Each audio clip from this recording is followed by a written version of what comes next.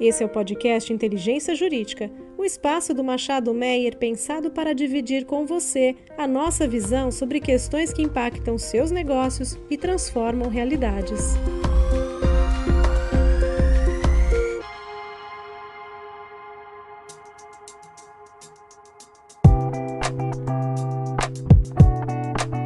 Olá, sejam bem-vindos a mais um episódio da nossa série Transição Energética, no nosso podcast Inteligência Jurídica. Hoje, um grande prazer receber na bancada pela primeira vez minha sócia Maria Fernanda Soares. Tudo bem, Fernanda? Tudo bem, olá pessoal.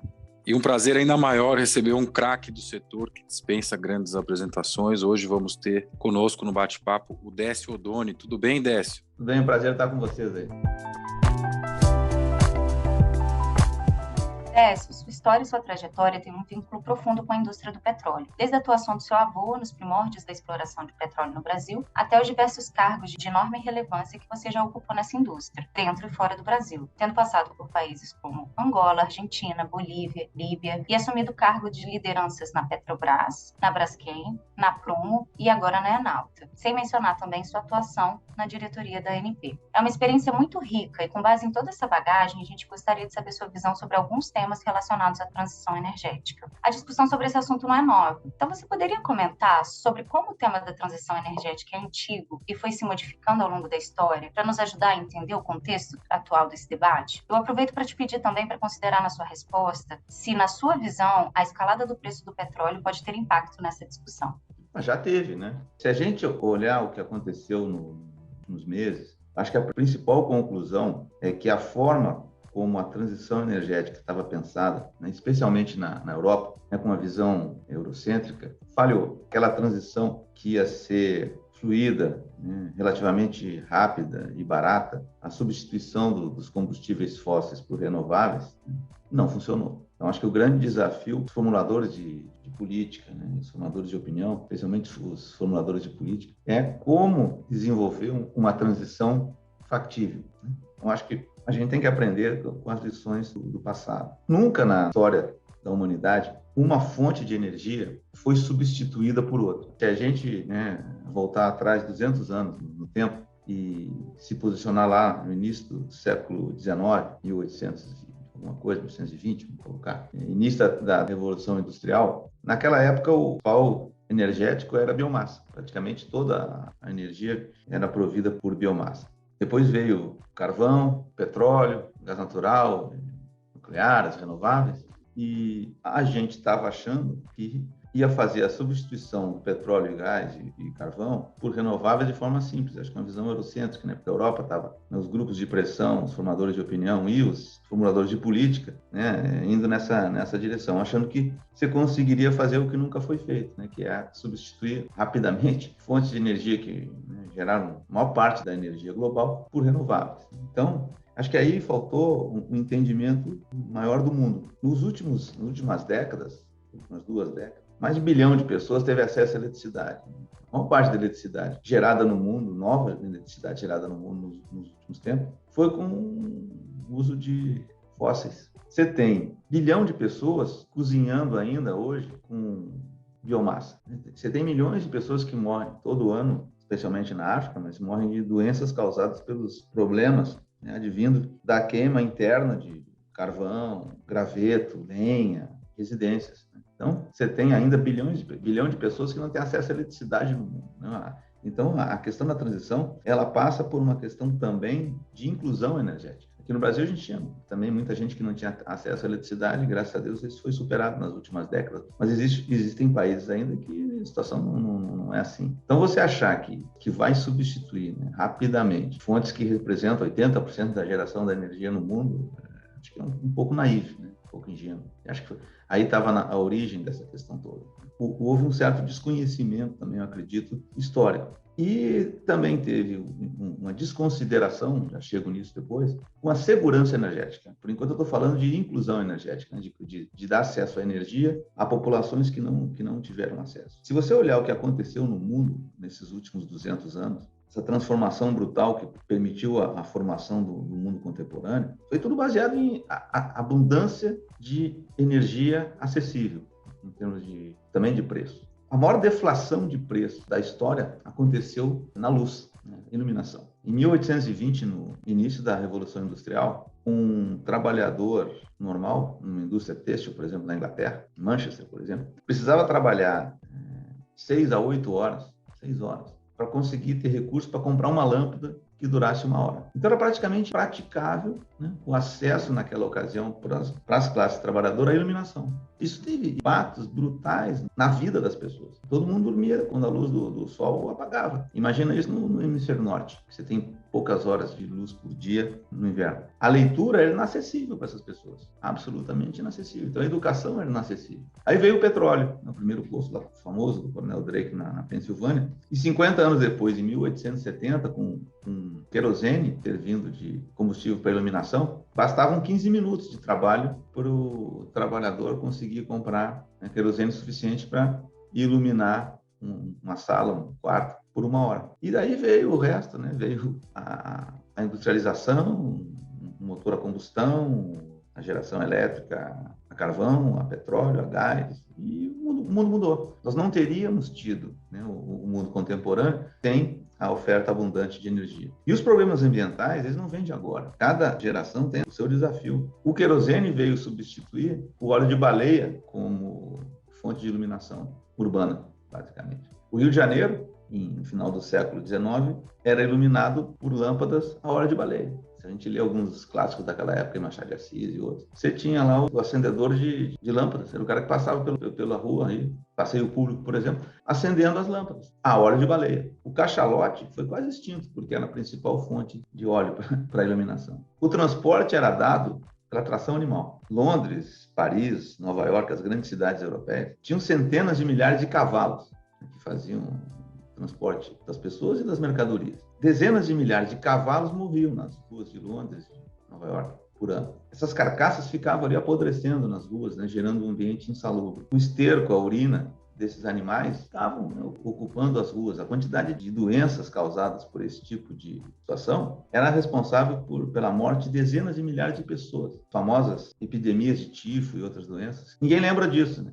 Uma vez eu achei um artigo no Time de Londres, de 1894, se não me engano. O sujeito, talvez fosse alarmista, mas o sujeito faz um alerta dizendo que, se nada fosse feito, em 50 anos, as ruas de Londres vão estar cobertas por 1 metro de estrume. Então, o motor a combustão resolveu o problema. Ninguém lembra dessas situações. E aí, hoje, né, 100 anos depois, mais de 100 anos depois, o motor a combustão criou a questão grave que tem que ser solucionada das emissões, né, as emissões de gases de efeito estufa. Mas é um desafio, como é um desafio existente lá na virada do século XIX para o século XX. E aí fica a lição. Como é que você vai resolver isso? Não existe uma solução única, simples. É uma combinação de coisas. Não é oferecendo menos energia que você vai resolver o problema.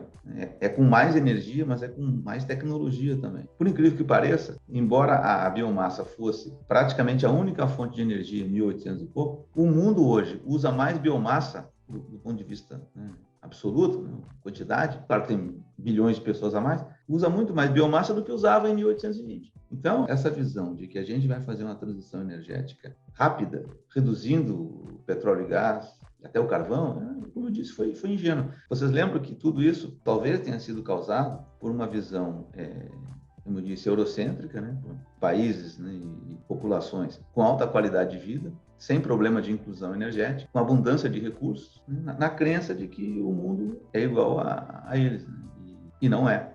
E eu acho que aí a crise da guerra também trouxe um outro problema que não estava no radar, que é a questão da segurança energética. Eu ouvi uma frase muito, muito interessante, logo que houve a invasão da Ucrânia pela Rússia, que foi o seguinte: a Alemanha mudou mais em 24 horas do que em 24 anos, porque com a invasão a Alemanha, né, percebeu a gravidade da dependência, especialmente do gás da Rússia, e a necessidade de investir em segurança. Então, eles rapidamente aumentaram o orçamento de defesa e começaram a tomar medidas para diversificar a oferta de energia. Bom, e aí surge a pergunta: na sua visão, o que levou à construção de uma percepção de pouca dificuldade para se fazer a descarbonização? E por que agora, com o conflito da Rússia e Ucrânia, ficou tão mais evidente que isso não é uma realidade? É uma evolução histórica, vou tentar interpretar aqui um pouquinho para vocês. Desde a Segunda Guerra Mundial, a gente vinha, até o advento do shale gas e do shale oil nos Estados Unidos, a gente vinha com uma certa estabilidade nos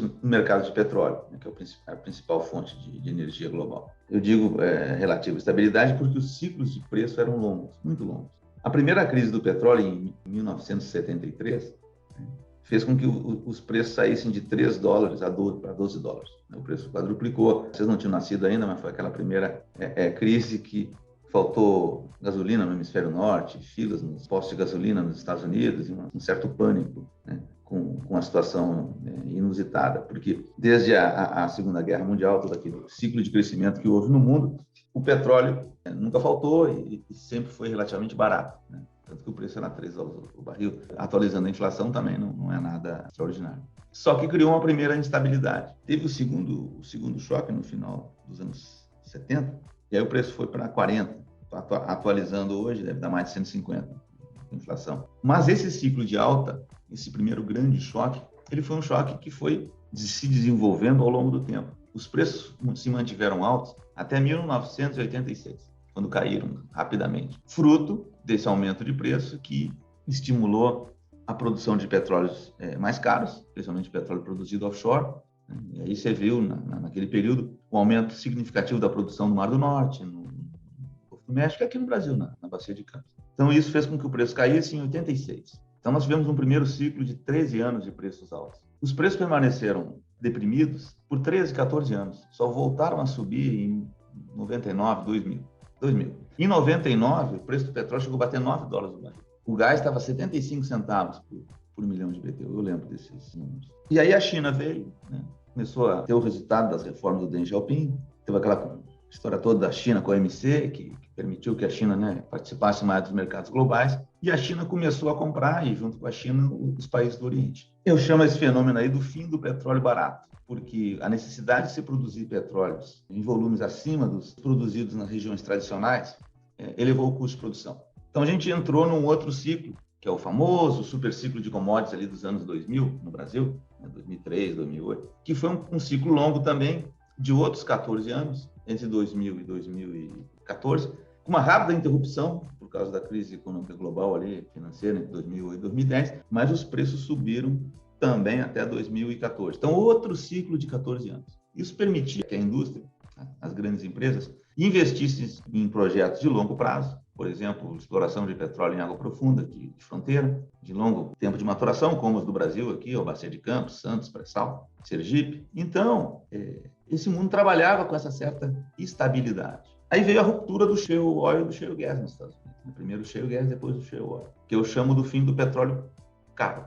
Porque havia a crença de que o petróleo era um bem escasso, a teoria de peak oil, lá do chamado Uber, escreveu isso aí nos anos 50, do século passado. A teoria dizia que o petróleo era um bem escasso, reservas eram limitadas e que, quando chegasse perto do fim, o consumo tenderia a crescer e o preço só cresceria também. Então, o shale veio para desmistificar essa crença. A produção de petróleo em reservatórios não convencionais que se transformaram em comerciais pelo uso de tecnologia fez com que qualquer bacia em que houve produção de petróleo, geração de petróleo, potencialmente pudesse ser transformada em produtora, através do poço horizontal e do fraturamento. Você cria o reservatório artificial. Com isso, veio a crença de que não haveria restrição de oferta de petróleo. Então, caiu por terra a teoria do peak oil. E o petróleo passou a ser visto como um bem não mais escasso. Em 2014, aquele movimento dos árabes para tentar retirar o poder de mercado que os Estados Unidos estavam conquistando com o shale, que passou a ser o maior produtor mundial, o preço caiu, despencou.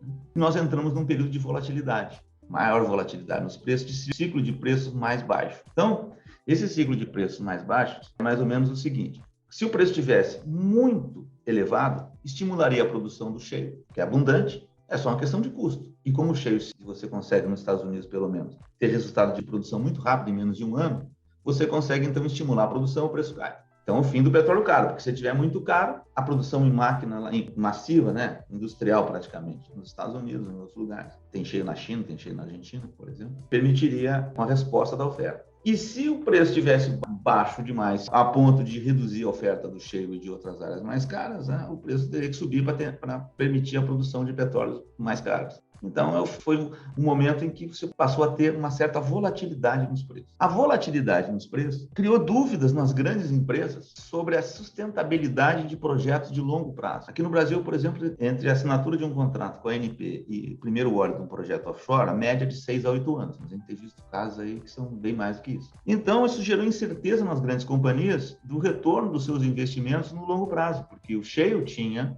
uma capacidade de trazer resposta de volume, né, de produção, bem mais rápido que isso. Por isso que a gente começou a ver a migração de algumas empresas para o shale, grandes empresas americanas comprando áreas relevantes no shale, diminuindo o investimento em exploração de fronteira, e especialmente, né, porque esses investimentos eram feitos em projetos de longo prazo, e havia incerteza em relação ao longo prazo. E, ao mesmo tempo, a gente começou a ter os resultados das discussões sobre a transição energética, especialmente na Europa, a questão de necessidade de redução de emissões, que surgiu ali com mais força a partir de meados da década passada. Já vinha essa discussão da época da Rio 92, depois do protocolo de Kyoto, mas essas discussões todas elas só se intensificaram efetivamente e ganharam repercussão global uns 10 anos atrás, um pouquinho menos, a partir de Paris ali, por exemplo. Então, tudo isso foi levando a sociedade, né, especialmente a europeia, a trabalhar pela transição energética, que é necessária. Sem dúvida nenhuma, nós precisamos reduzir as emissões. Então,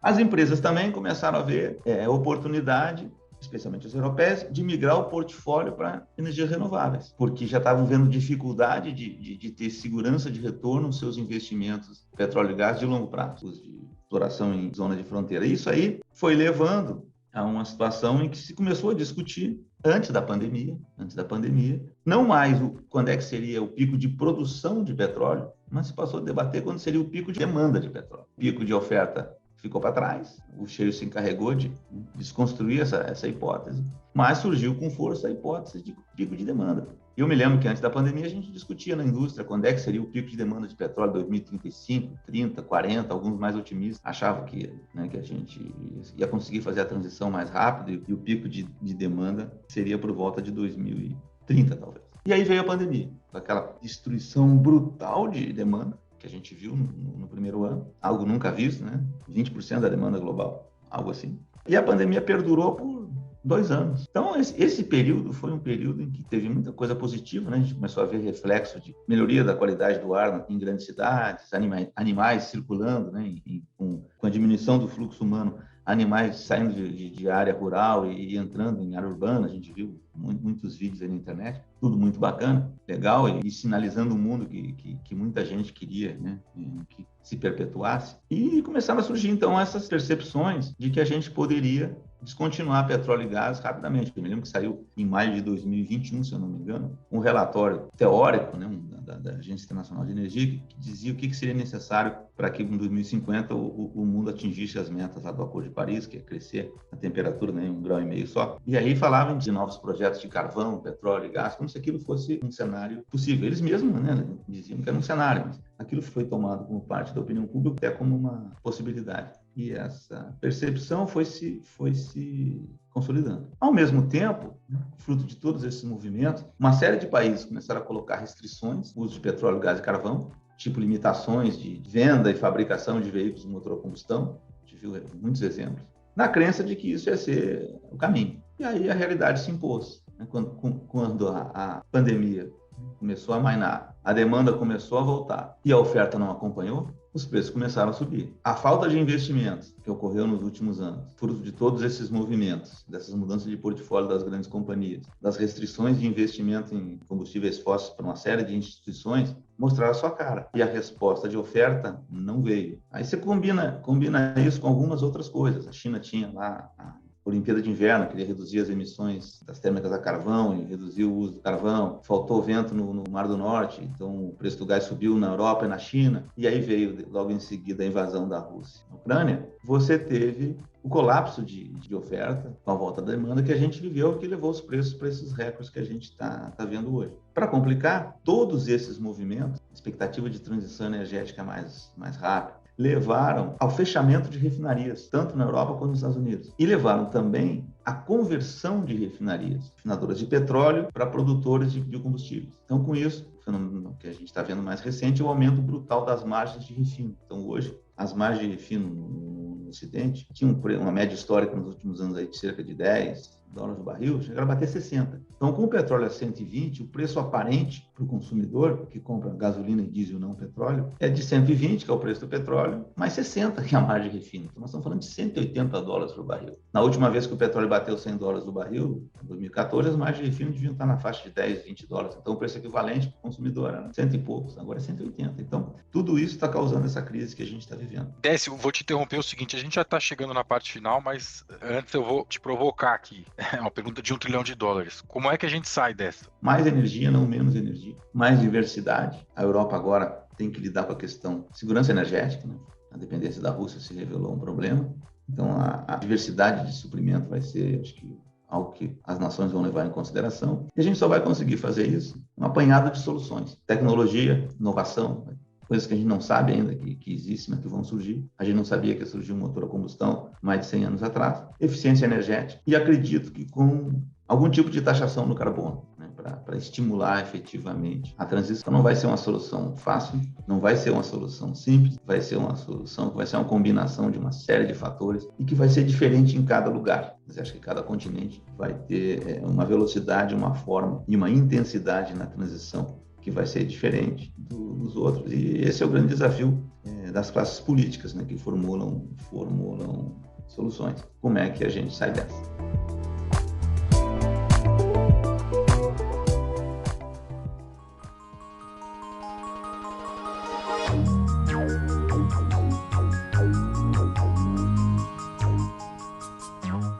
Décio, agora realmente aqui na parte final, é muito importante para nós você poder dividir com os ouvintes sua percepção sobre o Brasil nesse cenário, porque, a meu ver, pelo menos, a gente tem muitos aspectos positivos, uma matriz já bastante renovável, com crescimento de eólica, mais recentemente da fonte solar, temos estabilidade geopolítica, um volume muito grande de projetos e investimentos em andamento, já comprometidos, ou seja, uma série de aspectos que ajudam, mas ao mesmo tempo a gente sabe como a presença do Estado é relevante na nossa economia. E aí eu queria ouvir de você, né, o que você entende que o Estado pode fazer, né, o governo federal, estadual, municipal, podem fazer para acelerar esse processo? Eu acho que a resposta é simples, né? E acho que falta para a gente isso. É a gente saber por que a gente deu certo em algumas coisas e por que a gente não deu certo em outras. Há um desconhecimento extraordinário da realidade em algumas partes da nossa sociedade. Hoje eu estava ouvindo uma entrevista, um presidenciável de manhã no rádio, e o sujeito falou que a gente precisa deixar de importar determinado tipo de produto, porque isso afeta a nossa combalida balança de pagamentos. Ora, a balança de pagamentos do Brasil era combalida nos anos 70, deixou de ser combalida. E deixou de ser combalida justamente porque a gente se converteu num grande produtor de commodities. É incrível como essas percepções, que datam de 50 anos, elas permanecem no inconsciente coletivo nacional. E em 1970, por exemplo, na década de 70, o Brasil era um grande importador de commodities. A produção de petróleo no final dos anos 70 era de 174 mil barris por dia. O Brasil importava alimentos, o Brasil importava arroz, importava trigo, importava carne, importava leite, acreditem ou não. Em 1998, o Brasil, 20 anos atrás, 24 anos atrás, o Brasil era um dos 5 maiores importadores de cereais. A gente não tinha praticamente produção de soja. Mas a gente se comporta na sociedade brasileira como se a gente vivesse nos anos 70 ainda, do século passado, ou pior, nos anos 50 do século passado, em plena Guerra Fria. A produção de petróleo no Brasil só saiu de menos de 200 mil barris por dia para 3 milhões, porque a Petrobras se modernizou, passou a operar no exterior, teve contrato de risco no Brasil, que gerou oportunidade para a Petrobras conviver com outras empresas, fazer parceria com outras empresas, e depois da abertura do fim do monopólio e da criação dos leilões. É por isso que a produção do petróleo no Brasil foi para 30 milhões, para 3 milhões de barris. Por que a gente não teve aumento da capacidade de refino significativo, investimento em refinaria, continua dependendo de importações? Porque a abertura do setor de petróleo não alcançou o refino. E mesma coisa para o gás natural. A gente está falando de petróleo, mas vamos mudar um pouquinho de foco. A Vale do Rio Doce inovou nos anos 60 ao criar aqueles primeiros corredores de exportação para o Oriente. E depois da privatização, em 97, se converteu numa máquina de produção de minério, modernizando praticamente todo o setor de mineração brasileiro. O Brasil importava alimentos em 1970 como nunca. A Embrapa foi criada em 73, desenvolveu as sementes lá que permitiram a ocupação do cerrado pela agricultura, e a gente viu uma transformação brutal. E hoje o Brasil é um dos maiores produtores exportadores de commodities agrícolas, de proteínas, carne suína, carne de frango, carne de gado, carne bovina, de minerais e de petróleo. E a gente continua se comportando como se fôssemos um grande importador. Por que isso? Porque nos anos 70, nos anos 80, subia o preço das commodities e a gente tinha um choque duplo. A gente não tinha dólar para pagar as contas, não tinha como importar esses produtos, por isso nós quebramos 2 vezes nos anos 80, né, os 2 defaults lá da década perdida, estamos tendo outro agora, mas também tinha o problema da inflação, porque o preço desses produtos subia e impactava a inflação né, prejudicando especialmente os mais pobres. O que acontece hoje? Hoje sobe as commodities, o Brasil fica mais rico. Olha a pujança do agronegócio no Brasil. E isso ajuda a balança de pagamento. Então não é verdade que a balança de pagamento do Brasil é frágil, negativo. A gente é superavitário há muito tempo, fruto das exportações de commodities. Agora, a gente continua tendo o efeito inflacionário. Agora, o efeito inflacionário existiria sendo o Brasil exportador ou importador de commodities, porque está fora do nosso controle isso. A vantagem é que agora a gente tem riqueza para poder combater esse assunto. Então, o que falta, no meu entendimento, é um planejamento do país, um pensamento de como é que a gente usa essa riqueza adicional que a gente ofere quando o preço das commodities sobe,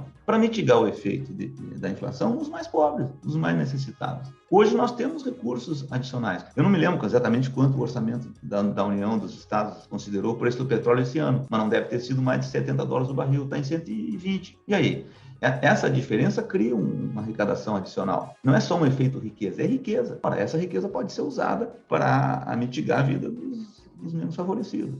Acho que essa é a grande discussão que falta, né? Essa é a grande percepção que a gente precisa ter. Por que nós demos certo? A gente só deu certo porque a gente se modernizou, atraiu capital, a gente conseguiu investir, a gente conseguiu aplicar técnicas modernas, tanto no agronegócio, quanto na mineração, quanto no petróleo. Aí nós vamos regredir porque o preço da commodity subiu, esse recurso adicional que as sociedades mundiais estão pagando, está vindo para cá. Parece que a gente não se deu conta disso. Décio, legal. Eu acho que esse gancho, né, de democratizar, de como a transição energética está acontecendo e como, na verdade, o preço do barril pode ter um impacto e das commodities, a alta das commodities, pode ter um impacto que gera riqueza para a população, né? Como fazer esse acesso a essa riqueza chegar aos mais carentes, eu acho que é uma questão muito interessante de como, na sua visão, a transição energética teria o potencial de democratizar o acesso à energia para os mais carentes. Com recursos. Se você tem oportunidades e tem recursos, você pode usar parte dessa arrecadação, se for uma política pública selecionada, para investir em transição energética.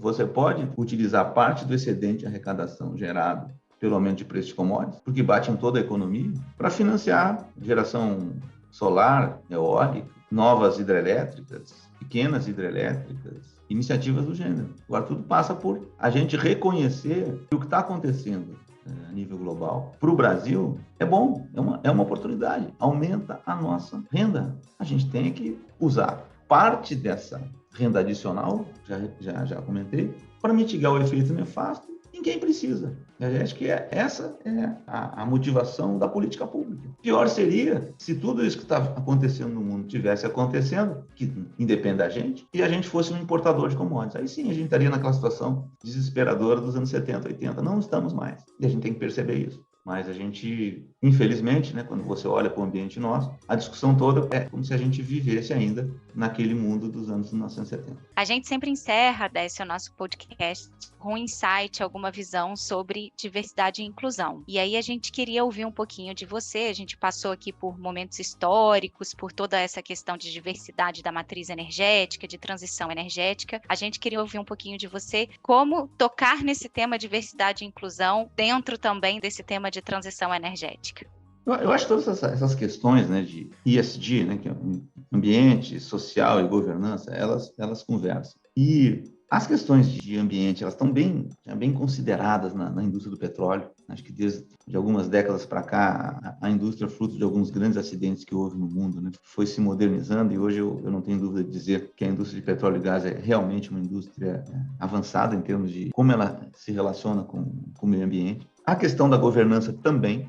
Porque as grandes companhias, as maiores companhias, e até algumas pequenas de petróleo e gás, são de capital aberto, né? Elas estão listadas nas bolsas de valores, e aí as demandas por governança, né, externas forçam, mesmo as que não tinham essas iniciativas por conta própria, elas são forçadas a seguir regras estritas de governança. E o que ficou, acho que um pouco para trás nessa questão do ESG é a parte social, a que está relacionada com maior diversidade, maior igualdade de oportunidades. Aqui na Enalta, a gente tem uma situação muito particular, acho que é única na nossa indústria, pelo menos aqui no Brasil que eu conheço. A gente tem mais de 40% de mulheres na força de trabalho e mais de 40% de mulheres em cargos de liderança. Mas o que eu notei aqui, que a gente não tem, é uma diversidade racial maior. A maior parte é composta de mulheres brancas. Então, é um esforço esse de criar a oportunidade de uma maior integração racial também. A gente tem tido aí preocupação em olhar para isso, e a gente escolheu esse ano, né, o nosso principal patrocínio para contribuir nesse processo de conscientização, patrocinar um show chamado Vozes Negras, que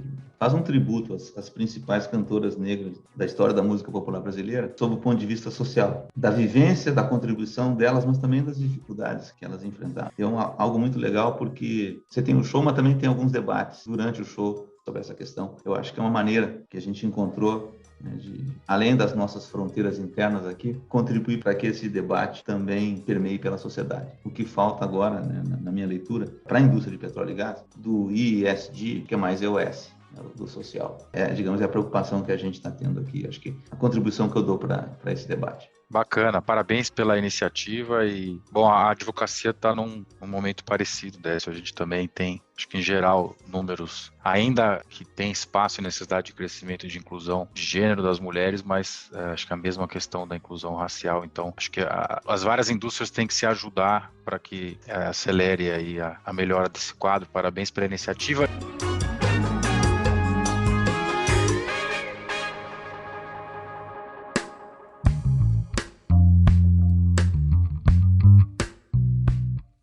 Queria agradecer muito sua presença enriquecedora. Tenho certeza que nossos ouvintes aprenderam e gostaram muito do debate de hoje. Obrigado aqui por participar, Décio. Obrigado a você pela oportunidade, foi um prazer. Fernanda, muito obrigado. Te encontro logo mais aqui em algum episódio. Muito obrigada. Até já.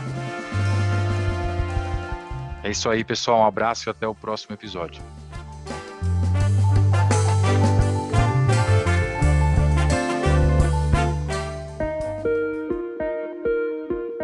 Você ouviu o podcast Inteligência Jurídica, o espaço de encontro para dividirmos com você a nossa visão sobre as questões que impactam os seus negócios.